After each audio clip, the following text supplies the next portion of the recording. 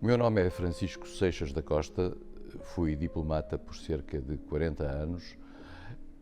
Nasci em Vila Real, Trás-os-Montes, filho de um minhoto, casado com uma transmontana.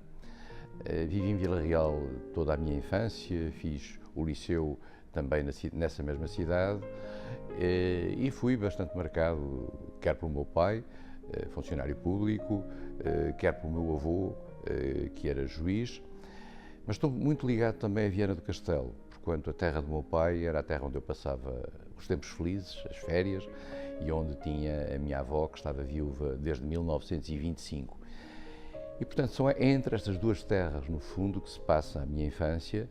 Foi uma infância que, olhando para trás, é feliz, é formadora de caráter, é marcada por valores, digamos, de bem, acho eu, republicanos na base, e que no fundo, me marcaram para o futuro, o que faz com que hoje visite essas duas terras e as pessoas que tenho de família por lá com grande regularidade. É essa, digamos, a minha base familiar e é esse, no fundo, digamos, a minha herança fundamental em matéria de família. A minha formação académica é errática, levado um pouco pela circunstância de ter vários engenheiros na família, vários tios na família. Eu decidi ir para a Engenharia Eletrotécnica, onde fui provavelmente um dos piores estudantes da Faculdade de Engenharia do Porto. E, portanto, mas tive aí uma oportunidade grande, que foi, de certa maneira, viver um pouco a vida fora daquilo que era a pequena localidade que era Vila Real. E, portanto, aí fiz teatro, fiz rádio, fiz algum jornalismo desportivo até fiz crónicas desportivas para o Jornal de Notícias. Mas foram, digamos, 2 anos ganhos e ao mesmo tempo perdidos. A certa altura decidi mudar de vida e vim para Lisboa em 1968 para o Instituto Superior de Ciências Sociais e Política Ultramarina. O U no final do Ultramarina era o ultramar que nessa altura existia e que no fundo é o atual ISCSP, mas que na altura tinha uma conotação bastante mais ligada às questões coloniais. E foi aí que também a minha vida mudou. Tive uma intervenção académica forte nas associações académicas, fui também suspenso por razões de indisciplina académica, mas também ganhei Lisboa, ganhei a nova vida de Lisboa e o sentimento do que era estar na cidade. No meio disso, acabei por decidir entrar para a Caixa Geral de Depósitos, fiz concurso público, entrei para a Caixa Geral de Depósitos e no meio desse período surgiu o serviço militar obrigatório, como era normal para as pessoas da minha geração. E estava, felizmente, no serviço militar obrigatório a quando do 25 de Abril e pude também, felizmente, colaborar nessa alegre aventura. E o ano de 74 e o ano de 75 foram anos de grande envolvimento político, cívico, militar. Depois de várias peripécias internas dentro do movimento das Forças Armadas, eu acabei por ir para a Junta de Salvação Nacional como adjunto da Junta de Salvação Nacional, no Palácio da Cova da Moura, aqui junto à Infante Santo. Curiosamente, a Junta de Salvação Nacional, lembrar-se-ão os desse tempo, era presidida pelo General Spínola, que tinha um belo gabinete nesse palácio. Eu tive a sorte, 20 anos depois, de herdar esse gabinete, porque foi nesse gabinete que eu fui secretário de Estado dos Assuntos Europeus durante mais de 5 anos. Mas nesse período, um dia ia a passar pela Infante Santo e encontrei um colega que me disse que havia concurso para o Ministério dos Negócios Estrangeiros. Eu era um curioso das questões de relações internacionais, assinava o L'Express desde os meus 17 anos e resolvi fazer concurso para o Ministério, um pouco sem grande objetivo de carreira. Eu vejo colegas meus que desde cedo, desde o liceu, tiveram a ideia de ser diplomatas. Eu não tive. A ideia surgiu-me no meio da Infante Santo, numa tarde de 1974. Fiz concurso, passei, e na altura hesitei muito porque estava a acabar o serviço militar, hesitei muito entre regressar à Caixa Geral de Depósitos, onde o salário era maior, ou entrar para a carreira diplomática. Já era casado, eu sou casado há 52 anos com uma colega de liceu, de Vila Real também filha de um minhoto e de uma transmontana, e decidimos, na altura, tentar a entrada para a carreira diplomática e aceitar fazer o concurso, tomar posse na carreira diplomática. E assim foi. Entrei, não devo dizer que as primeiras impressões fossem muito boas. O Ministério dos Negócios Estrangeiros, esta casa onde hoje estamos a filmar, é uma casa complicada, é uma casa que tem uma dimensão que às vezes não é totalmente friendly, para utilizar uma expressão anglo-saxónica, e nessa altura era uma casa que vivia em alguma turbulência. Mas decidi fazer a experiência. Eu já tinha escrito artigos sobre questões internacionais, nomeadamente na Voz de Trás-os-Montes, em Vila Real. Interessava-me muito por temas internacionais. Achei que podia fazer o concurso com alguma facilidade e isso aconteceu. Não foi preciso fazer grandes esforços para passar nesse concurso. Não fiquei no topo do concurso e entrei e fui trabalhar nessa altura. Primeiro para as questões de desenvolvimento, que na altura já estavam a nascer, que era a ajuda aos novos países que iam sair da descolonização portuguesa, e depois para as questões africanas e também para as questões ligadas ao mundo árabe. Foi essa a minha primeira experiência no Ministério dos Negócios Estrangeiros, mas volto a dizer, não havia uma vocação prévia minha para entrar para a carreira diplomática, não havia nenhum objetivo específico em termos de ter essa finalidade de vida como profissão. Foi uma coisa que nos aconteceu, que me aconteceu a mim, aconteceu à minha mulher, e eu digo à minha mulher porquê?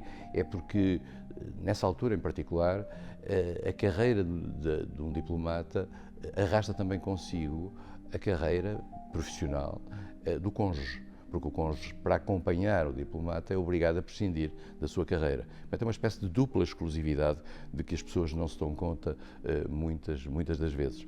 E por isso mesmo foi uma mudança completa de vida entre ser funcionário da Caixa Geral de Depósitos no Calhariz ou estar nas embaixadas um pouco por todo o mundo. Há uma grande diferença. Mas foi uma opção de vida interessante. Eu nunca planeei a minha vida, quer dizer, alguém dizia uma vez que a vida não tem rascunho, nós não planeamos a vida vai acontecendo. Há pessoas que gostam de planear a vida, eu devo confessar que sempre me deixei ir ao correr do próprio andamento da vida e não me arrependi. Eu entrei para o Ministério, como digo, em 1975, fiz um percurso dentro do Ministério dos Negócios Estrangeiros, como é vulgar para quem entra na carreira, correndo vários serviços, e em 1979, isto é, 4 anos depois, fui colocado na Embaixada de Portugal na Noruega. A Noruega não é um posto central da diplomacia portuguesa e para mim, digamos, era uma primeira experiência de vida no estrangeiro. Tinha, aliás, uma característica que as pessoas, que nessa altura era importante, os meus amigos todos na Noruega, nenhum era português. Eu só tinha amigos estrangeiros. Portanto, quem sai de uma sociedade como a sociedade de Lisboa e de repente é colocado numa localidade como Oslo, só com amigos estrangeiros, é uma experiência interessante. Ao mesmo tempo é uma experiência, vale a pena dizê-lo, de certo modo deslumbrante para quem entra na carreira diplomática.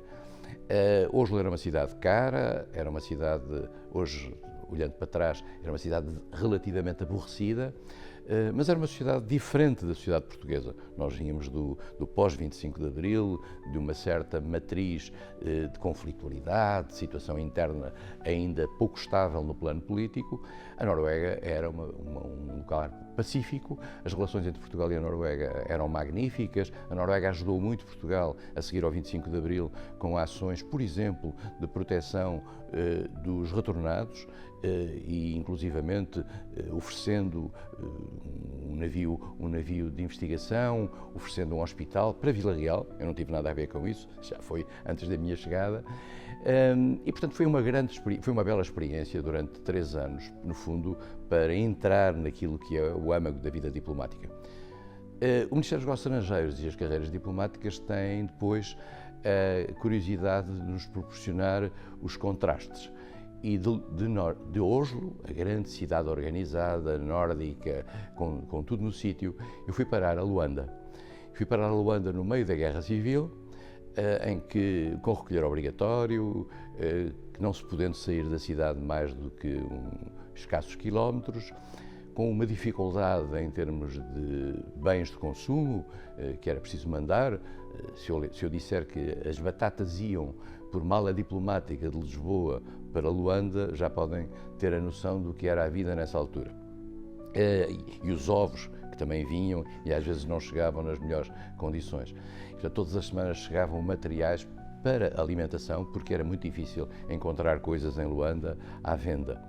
E, portanto, foram 4 anos aí, numa situação difícil, mas curiosamente, e talvez porque a nossa idade era outra, a minha idade era outra, foi uma época feliz em termos de criação de amigos, em termos de criação de relações e em termos também de uma certa solidariedade, não só entre os portugueses que ali estavam e também algum corpo diplomático, que na altura não frequentávamos excessivamente, mas também com os angolanos que fomos conhecendo e nos quais fizemos grandes amigos. A vida em Angola era muito difícil e as pessoas e os angolanos têm um sentimento de solidariedade e de relação humana extraordinária. Eu fiquei com muitos amigos em Angola, ainda hoje tenho grandes amigos em Angola.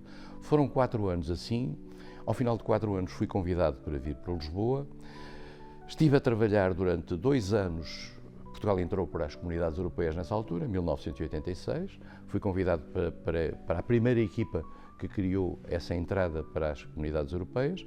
Trabalhei aí durante 2 anos e depois fui desafiado para voltar outra vez às questões de cooperação para o desenvolvimento, coisa que eu, aliás, tinha tratado na Embaixada em Luanda, e trabalhei durante 3 anos como assessor para as questões de cooperação para o desenvolvimento do então Secretário de Estado, Durão Barroso. E estive com ele a trabalhar até 1990. Depois desse período em Lisboa e viajando, porque andei por mais de 40 países nessa altura, naquilo que era um trabalho interessante por parte de Portugal em termos da sua própria projeção internacional. Portugal viveu ao longo deste tempo num crescimento em termos da sua marca de relação internacional. E, portanto, depois disso fui parar a Londres como número 2 da Embaixada, em 1990. Tive aí a visita de Estado do Presidente Mário Soares. Foi um período da queda da Sra. Thatcher, foi o fim, digamos, da Sra. Thatcher, e isso foi muito interessante a percebermos isso. E, por outro lado, também foi curioso ir, depois de ter trabalhado na integração de Portugal, no início da integração de Portugal nas instituições europeias, ir para um país que é um parceiro relutante da vida europeia e que era claramente o Reino Unido. Eu não diria que o Brexit já estava nas cartas, mas que claramente a distância face à Europa estava ali marcada nos jornais, na atitude, quer trabalhista, quer conservadora. Foi uma experiência muito interessante, é uma grande embaixada, é uma das maiores embaixadas portuguesas no mundo. E depois disso, tendo embora sido convidado para ir para Washington, que eu achei que era um pouco andar para o lado em termos de profissionais, decidi regressar a Lisboa e vim para subdiretor-geral dos Assuntos Europeus, precisamente para o Palácio da Cova da Moura, onde eu tinha estado na altura do meu serviço militar. E ao final de um ano, para mim, a grande surpresa, eu não tinha qualquer vinculação de natureza política, embora tivesse as ideias que toda a gente conhecia, fui convidado para integrar o governo do engenheiro António Guterres em outubro de 1995, como secretário de Estado dos Assuntos Europeus. Fiz parte dos 2 governos de António Guterres, 95 e 99 e depois de 99, e foi uma experiência extraordinária, porque foi ver a União Europeia por dentro e foi também ter a oportunidade de perceber o que é que era a política. Eu mantinha-me como independente nesse governo, mantive-me até ao fim como independente nesse governo, e foi uma experiência única. Essa experiência teve o seu termo quando tínhamos previsto, isto é, após terminar quer o ciclo do Tratado de Amsterdão, quer o ciclo do Tratado de Nice, quer a presidência de Schengen, quer a presidência do mercado interno, quer em particular a presidência portuguesa da União Europeia do ano 2000. E, portanto, acabado o ano 2000, acabado o acordo de Nice, o Tratado de Nice, eu vou para Nova Iorque como embaixador junto das Nações Unidas. Nova Iorque era uma cidade diferente, era uma cidade mítica para mim. Eu tinha ido a Nova Iorque, eu lembro-me com o meu primeiro ordenado ao final de um ano de Caixa Geral de Depósitos, de funcionário da Caixa Geral de Depósitos, tinha visto construir as Torres Gêmeas nessa altura. Os meus amigos normalmente iam de férias para a Europa, eu também já tinha ido, já tinha feito férias pela Europa, fui à boleia da Rotunda do Relógio uma vez até à Noruega e de outra vez também andei por largos milhares de quilómetros à boleia, mas isso fazia parte do tempo em que tínhamos cerca de 20 anos. Essa ida para Nova Iorque foi interessante, foi conhecer um novo mundo, foi conhecer uma experiência multilateral importante. Aliás, no fundo é o início da minha grande experiência multilateral para além das questões da União Europeia. De Nova Iorque, um tanto surpreendentemente, fui colocado 2 anos depois em Viena, na Organização para a Segurança e Cooperação na Europa, ao tempo em que Portugal presidia a Organização para a Segurança e Cooperação na Europa. Era o ano da presidência, a nossa embaixada tinha cerca de 20 e tal pessoas, aliás, Nova Iorque também. Tive 2 anos e meio nessa embaixada. Foi uma experiência extremamente interessante, permitiu-me viajar e trabalhar nos Balcãs, na Ásia Central, fazer conferências na Coreia, no Japão, e tudo isso deu-me, digamos, uma mostra de um mundo diferente e, em particular, de uma experiência que eu não tinha com aquilo que é a proximidade da nova Rússia. Foi uma experiência, volto a dizer, profundamente enriquecedora. Depois disso, sou desafiado para ir para o Brasil, como embaixador para o Brasil. O Brasil é um país central e axial da política externa portuguesa. E foram, digamos, mais 4 anos extraordinariamente interessantes no Brasil. Era o tempo do presidente Lula no seu primeiro mandato e depois também as eleições e a sua renovação. Era o tempo em que Portugal tinha imensas empresas portuguesas a trabalhar no Brasil e havia quase uma sedução da ida para as praias do Nordeste.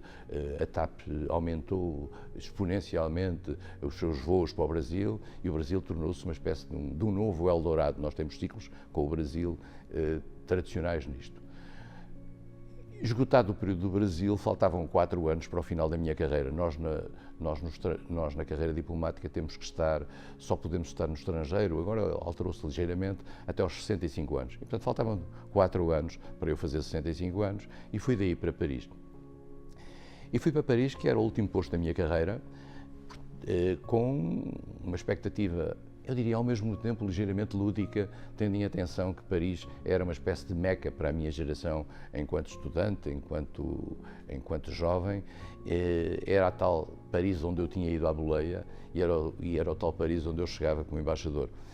Foram mais 4 anos magníficos e tiveram a curiosidade de completar, tendo em atenção a expressiva comunidade portuguesa que existe em Paris, completar aquilo que já era a minha experiência no Brasil com uma grande comunidade portuguesa que há no Brasil.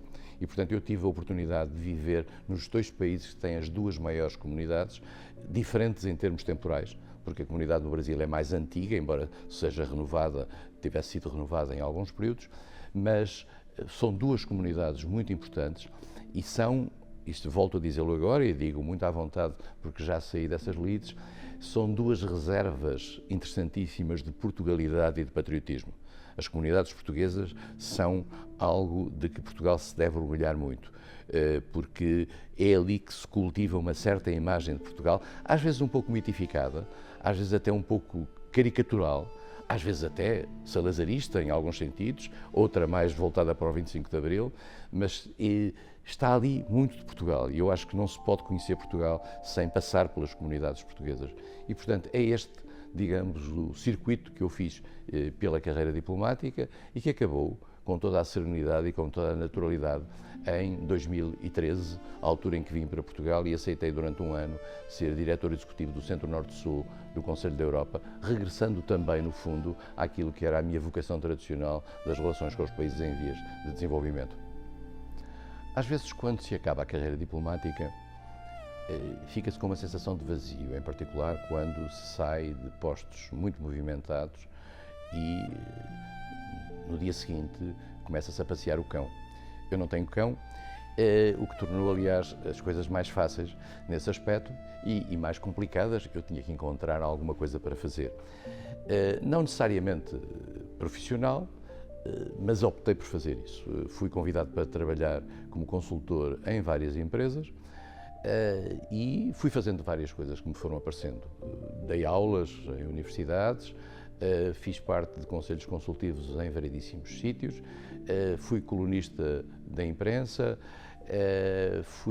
criámos o Clube de Lisboa Global Challenges, que é um centro de debate sobre questões internacionais, uma organização sem fins lucrativos.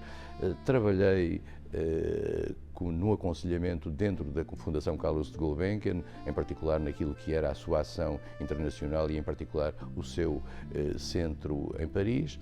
Dediquei-me, de certa maneira, até com um pouco uma dimensão profissional, à questão da gastronomia. Não que eu seja um cozinheiro, mas sou um curioso das questões da gastronomia. Fiz crítica gastronómica em vários jornais. Sou, e ainda hoje sou, vice-presidente da Academia Portuguesa de Gastronomia e sou um visitante regular dos restaurantes portugueses, um pouco de norte a sul. Sou uma espécie de GPS gastronómico para os meus amigos quando querem saber onde é que podem comer à chegada ao Almodóvar ou em Vila Nova de Famalicão.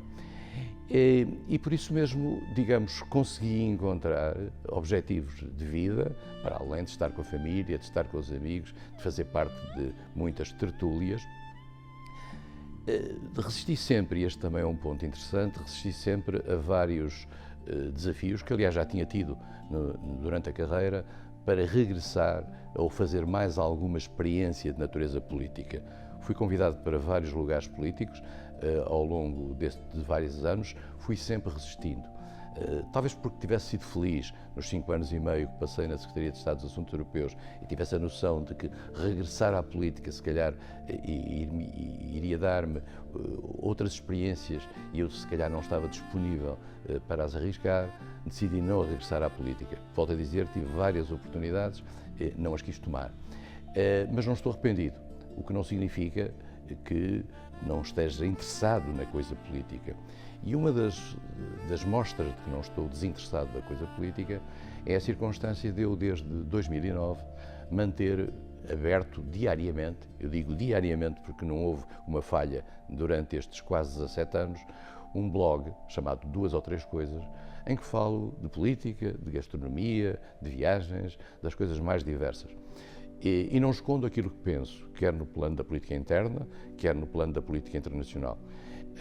E isso dá-me, digamos, uma sensação de estar atento e de ser um cidadão atento. Felizmente tenho muitos leitores e isso dá-me um grande prazer fazer também essa interlocução. E ao longo deste tempo também, para dar um pouco de testemunho daquilo que é também a vida, fui publicando alguns livros. Ao tempo em que em que estava em Viena, publiquei um livro chamado Diplomacia Europeia, Instituições, Alargamento e o Futuro da União. Era, no fundo, um testemunho dos anos que eu tinha passado como Secretário de Estado dos Assuntos Europeus. Depois, no Brasil, publiquei 3 livros. Publiquei um livro ainda de estudos sobre questões internacionais, chama-se Uma Segunda Opinião, Notas de Política Externa e Diplomacia. Uma segunda opinião é claramente um título de alguém que é hipocondríaco, que é o meu caso. Depois publiquei um livro sobre a experiência no Brasil, chamado Tanto Mar com ponto de interrogação. O Chico Buarque dizia que havia tanto mar a nos separar e eu procuro dizer com esse livro que já não há tanto mar a nos separar, as coisas já são mais ligadas. E chama-se Portugal, o Brasil e a Europa. Publiquei também um livro sobre o 25 de Abril, no Brasil, que achei importante, com fotografias do 25 de Abril, de vários fotógrafos sobre o 25 de Abril, e também com uma reflexão minha sobre aquele período que se chama As Vésperas e a Alvorada de Abril. Com o meu regresso a Lisboa, decidi, em primeiro lugar, fazer um livro sobre Vila Real, um pouco baseado no meu blog, um livro chamado A Cidade Imaginária. Chamei-lhe A Cidade Imaginária porque, no fundo, estando eu afastado de Vila Real, embora lá vá com regularidade há muitos anos, há ali aspectos que têm a ver mais com a memória do que propriamente, e com alguma imaginação, do que propriamente com a realidade do cotidiano atual. Essa Cidade Imaginária é um livro com historietas da cidade que mais ou menos interessam às pessoas da minha geração. E em 2023 decidi publicar um livro pequenino, com 700 páginas e com 300 e tal histórias, da minha vida diplomática e da minha vida política e que felizmente vai na terceira edição, chama-se Antes que me esqueça. Aí está também uma dimensão quase com a ideia de que todos um dia podemos começar a esquecer-nos das coisas e convém pô-las no papel tão cedo quanto possível. E não excluo a possibilidade, se calhar ainda, de publicar um outro livro. Este livro, Antes que me esqueça, é um livro atípico. É um livro que não tem uma lógica cronológica, é um livro em que as histórias saltitam de tempos e no fundo, significa aquilo de que eu me fui lembrando e que fui colocando no meu blog 2 ou 3 coisas ao longo destes quase 17 anos. Coloca as histórias interessantes da vida, coloca as histórias mais problemáticas da vida, coloca alguns momentos que eu vivi que me marcaram. Eu diria que há 2 momentos que me marcaram fortemente na vida, porque tive a coincidência de estar nesses momentos, nessa altura. O primeiro tem a ver com o momento em que eu fui a Israel com o Dr. Mário Soares, a Israel e a Gaza, em 1995. Tinha acabado de tomar posse como membro do governo, era a última visita de Estado do Dr. Mário Soares, fomos a Israel, almoçamos com Yitzhak Rabin, primeiro-ministro de Israel, e no dia seguinte fomos para Gaza e estávamos a jantar com Yasser Arafat, líder da Autoridade Palestina, quando nos informaram que Yitzhak Rabin tinha sido assassinado. E depois regressámos, fomos para o Egito e depois regressámos para o funeral de Yitzhak Rabin. Foi um momento dramático, é talvez, atendendo à circunstância do que hoje se passa naquela zona, é talvez o fim do sonho de uma paz possível para aquela zona. A coincidência, no meu caso pessoal, é que eu tinha sido, em 1978, o primeiro diplomata português a ir a Israel. Portugal não teve relações diplomáticas a nível de embaixada com Israel durante muitos anos e só criámos um embaixador em Israel já nos anos 80. E foi decidido uma vez, em 1978, o governo PS-CDS, enviar um jovem diplomata numa missão de natureza técnica a Israel. Eu tive a sorte de ser esse diplomata, portanto eu sou tecnicamente o primeiro diplomata português a ter ido a Israel e depois tenho a experiência de Israel em 1995. Curiosamente, 2 anos antes também tinha sido o primeiro diplomata português a ir à Líbia, com o qual Portugal também tinha escassas relações e também integrado numa missão técnica tinha ido à Líbia. Devo confessar que a circunstância de ter usado o mesmo passaporte com que fui à Líbia, quando entrei em Israel, fez-me passar 2 horas de grande embaraço no aeroporto de Ben Gurion, em Tel Aviv. E, portanto, esta é a primeira, digamos, experiência. A segunda experiência tem a ver com Nova Iorque e tem a ver com a circunstância, eu estava nas Nações Unidas, eu estive pouco tempo nas Nações Unidas, contra a minha vontade, vale a pena sublinhá-lo. Tive a oportunidade, nessa altura, de ser Presidente da Comissão de Economia e Finanças da Assembleia Geral, fui Vice-Presidente do ECOSOC, fui convidado por Kofi Annan para uma estrutura chamada Fundação das Nações Unidas, que era uma estrutura para gastar dinheiro dado por Ted Turner, da CNN, e durante esse período aconteceu o 11 de setembro. Eu estava em Nova Iorque no dia 11 de setembro de 2001, quando as Torres Gêmeas caíram. E de repente não pude deixar de me lembrar que uns anos antes, em 1972, eu tinha ido a Nova Iorque como turista e tinha visto a construção das Torres Gêmeas, que estavam praticamente a ser concluídas. Uma delas, aliás, já estava praticamente concluída, a outra estava prestes a ser concluída. Portanto, eu assisti aos 2 momentos daquilo que era um elemento quase icónico na vida da cidade de Nova Iorque e assisti em Nova Iorque também àquilo que foi a grande mudança da perspectiva americana sobre o mundo e que teve a ver com o impacto do 11 de setembro, depois a ida para o Afeganistão, mais tarde a ida para o Iraque e todo o desregulamento da vida política internacional que se processa e se acelera a partir daí. São esses, digamos, talvez com a circunstância do tempo em que passei em Angola, foram esses talvez os momentos mais marcantes do ponto de vista da minha carreira profissional. Mas as carreiras profissionais não se fazem apenas destes elementos chocantes e, digamos, turbulentos. Fazem-se também de momentos felizes. E eu costumo identificar como momentos felizes da minha carreira, em primeiro lugar, o início da carreira, a ida para a Noruega. O enfrentar uma realidade nova, o viver uma realidade diferente e um tipo de vida diferente, não necessariamente pelo glamour da corte, outras coisas que tais. Aliás, a corte na Noruega não é uma corte, digamos, à inglesa, nem muito glamourosa, mas era uma maneira diferente de estar na vida. Este foi um dos tempos.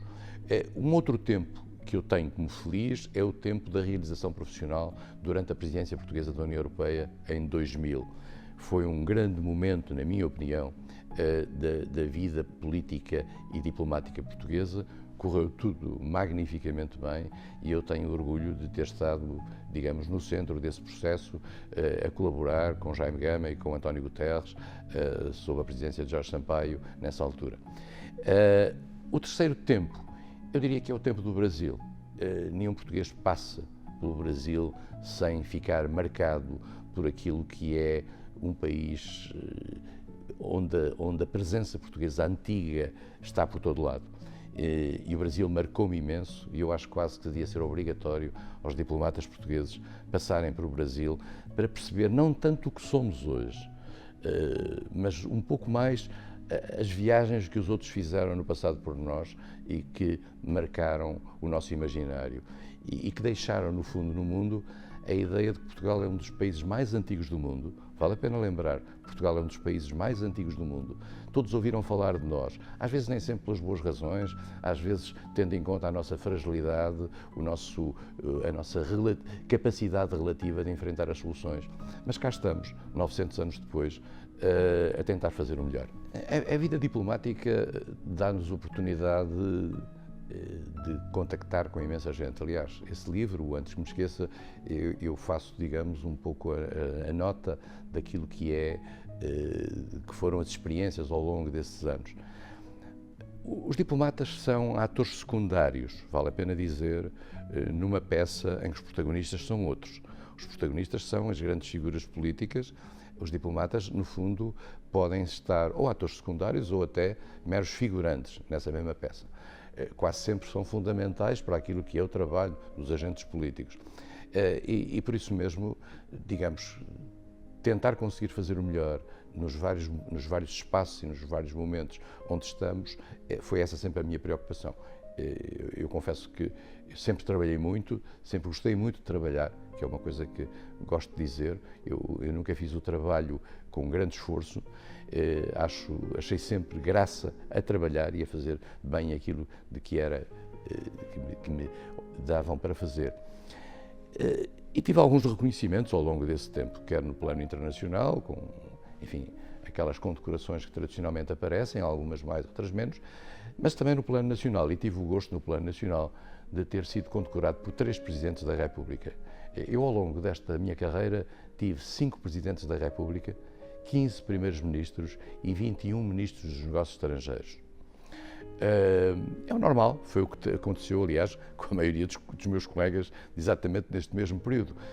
Eu atravessei um período que é, digamos, ainda dos governos provisórios para os governos constitucionais, com todas as turbulências que a vida política portuguesa tem, mas também com a imensa estabilidade, vamos comemorá-lo agora, que é, digamos, a estrutura e a máquina institucional que nos é dada pela Constituição de 1976, que nos garante uma vida política estável, não obstante todas as turbulências que o dia-a-dia nos traz. E, portanto, eu diria que ao longo desta carreira tive aquilo que me pareceram ser os gestos de reconhecimento pelo trabalho que fiz e considero-me, digamos, devotado ao trabalho. Eu sou um servidor público, o meu pai era um servidor público, o meu avô era um servidor público e eu tenho um grande orgulho em ser funcionário do Estado e não faço parte daqueles que diabolizam o Estado no seu dia-a-dia. Nesta fase da vida, eu não tenho grandes planos para além de manter, digamos, os contactos e a vida com os amigos. O Sérgio Godinho tem aquela frase que eu sempre tenho na cabeça: hoje é o primeiro dia do resto da tua vida.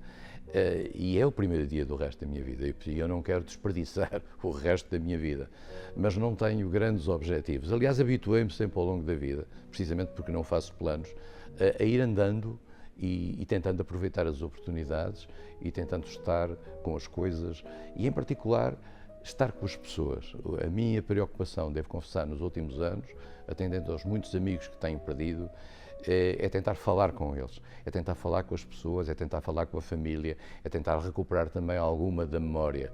Eu não tenho filhos, não vou fazer um prolongamento da minha vida na geração seguinte, mas quero aproveitar o mais possível da vida que tenho para aproveitar os meus amigos, para aproveitar as minhas tertúlias. Algumas já desapareceram. A minha tertúlia do Procópio com o Nuno Berderó de Santos, que durou quase 4 décadas, era um momento extremamente importante para a minha vida diária. As coisas desaparecem. Hoje habituei-me a uma coisa que não estava habituado, é que há coisas que acabam. Há grupos que acabam, há pessoas que desaparecem, há ligações que se perdem, mas também há outras que se criam. E há uma coisa que eu aprendi na vida que eu acho muito importante.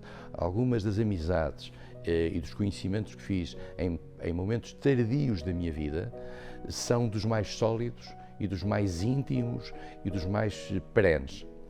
Talvez porque nós conheçamos as pessoas no momento em que elas são mais maduras, nós conseguimos criar amizades com essas pessoas mais tarde. E, portanto, não quer dizer que eu perca algumas amizades da infância, vou perdendo as pessoas às vezes pela lei da vida, mas vou recriando novos amigos, novos grupos e estou quase sempre disponível para novas aventuras, embora eu não seja muito aventureiro no sentido de arriscar as coisas da vida. Gosto de viajar, mas também já não tenho grandes ambições em matéria de viagens. E essa é a tragédia praticamente insuperável que eu tenho, é mais de 10 mil livros para ler, que vou dando alguns à Biblioteca Municipal de Vila Real e outros olho para as estantes e fico com a angústia, e essa sim, nunca resolvida, de não os poder conseguir ler até ao final da vida, tanto mais que provavelmente na véspera passei por uma livraria e trouxe mais alguns.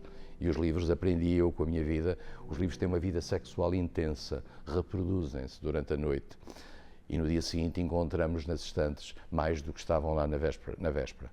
E essa é a minha tragédia. Tragédia é essa que tem todos os anos um momento dramático, que é a minha ida à Feira do Livro. Eu vou à Feira do Livro, a minha mulher já não me acompanha porque já não tem paciência, e eu chego a casa e normalmente deixo ficar alguns sacos nas escadas que só entram de madrugada para ela não ver mais alguns livros que vão ocupar as estantes onde já não cabem, nem de perto nem de longe, nem sequer na minha mesinha de cabeceira. Mas essa é a minha tragédia de vida, devo confessar. Eu tive a vida que a vida me deu, quer dizer, não planeei a vida, tive sempre como pano de fundo aquilo que eram os princípios e os valores que me foram transmitidos pela minha família, e isso esteve sempre presente, ao nível do comportamento, ao nível da ética, ao nível de uma certa maneira de me dar com os outros, e procurei que isso marcasse o meu cotidiano e a minha maneira de estar. Tenho a sensação, olhando para o final e olhando em perspectiva, que isso me criou, digamos, uma linha de continuidade. Uma linha de continuidade no tratamento com os outros. Há uma coisa na carreira diplomática e nesta casa, e nós estamos no Ministério dos Negócios Estrangeiros, na Biblioteca da Rainha, num palácio onde foram as primeiras cortes em 1820, num palácio também de onde saiu o rei no dia 4 de outubro de 1910, eu tive sempre a preocupação, em primeiro lugar, de ser um servidor público, como disse, com imenso gosto, mas tive a preocupação de ter no meu relacionamento com as pessoas uma certa maneira de ser, às vezes, devo confessar, com uma atenção específica ao meu próprio comportamento. Isto é, eu tenho uma coisa rara nesta casa, é que fiquei amigo de todos os meus chefes, todos os meus embaixadores, todos os meus chefes dentro da estrutura diplomática, e fiquei amigo e tenho relações boas com todos os meus antecessores e com todos os meus sucessores. julgo que estou no Guinness Book of Records em matéria de relações humanas nesta casa. Não há ninguém no Ministério dos Negócios Estrangeiros, digo ninguém, que se possa queixar de mim nesse aspecto, ao nível do empenhamento, ao nível do tratamento pessoal. Isso agrada muito, digamos, poder ser visto como alguém que olhou para a sua vida como uma vida de estar com os outros, não através de qualquer devoção ou qualquer até ligação religiosa, eu não sou religioso, mas puramente numa ética de cidadania e numa ética de comportamento que é aquela que me interessa manter e que, chegado ao fim da vida, me interessa concluir que valeu a pena e que valeu a pena ser assim. E pode-se pôr a pergunta do que é que se arrepende. Arrependo de muito poucas coisas, provavelmente num momento ou noutro podia ter feito uma opção diferente. Mas nós na carreira diplomática circulamos entre postos diplomáticos de uma maneira errática, como foi dito. Estive na Noruega, depois fui para Angola, depois estive em Londres, depois estive nos Estados Unidos, depois estive na Áustria, no Brasil, em França. É uma vida complicada, é uma vida que induz algumas rupturas, mas eu sempre olhei para isso de uma forma positiva. Nunca fiz sacrifícios, mesmo nos sítios onde me sacrifiquei. E mais do que isso, procurei, e esta é uma lição que eu costumo dar aos colegas, aos jovens diplomatas que entram para o Ministério. No Ministério as pessoas vão ter que engolir sapos ao longo da carreira. Vão ter que passar por postos que não lhes agradaram, que não pediram, de que não gostaram. Mas se nós nos deixamos tomar por aquilo que nos corre mal durante um período, damos razão aos outros que procuraram que as coisas nos corressem mal. E eu acho que é importante que nós saibamos tirar, mesmo daquilo que aparentemente não nos corre tão bem, as melhores lições. Pode-se fazer muito bem em sítios onde, à partida, digamos, a escolha não seria aquela não seria a nossa escolha. Eu, desde que entrei para o Ministério, com exceção do último posto, que foi Paris, onde me foram dadas duas hipóteses de escolha, eu nunca escolhi um posto. Foi-me sempre dito, vais para ali. E isso, de certa maneira, é uma aposta no escuro, mas também é uma aposta na nossa capacidade de nos saber adaptar às diferentes situações, aos diferentes enquadramentos e saber manter a nossa individualidade dentro de momentos específicos de vida dos vários países que às vezes não nos dizem muito, ou às vezes que nem temos sequer, digamos, uma grande apetência, mas esse é que é verdadeiramente o teste de um profissional. E um profissional do Ministério dos Negócios Estrangeiros, como alguém dizia, é a man for all seasons. Somos para todas as estações, devemos passar todos os tempos e devemos estar capazes de representar o Estado português, quer no quadro bilateral, das embaixadas junto de países, quer no quadro multilateral. E eu tive, felizmente, a possibilidade de trabalhar nas duas dimensões de forma muito aprofundada e por isso mesmo saí da carreira e hoje cultivo, digamos, no fundo essa memória de uma forma muito enriquecedora. Acho que fui muito rico com aquilo que aprendi ao longo desta carreira, mas digo com toda a franqueza também que acho que dei à carreira o meu trabalho e a minha dedicação e não estou arrependido de o ter feito.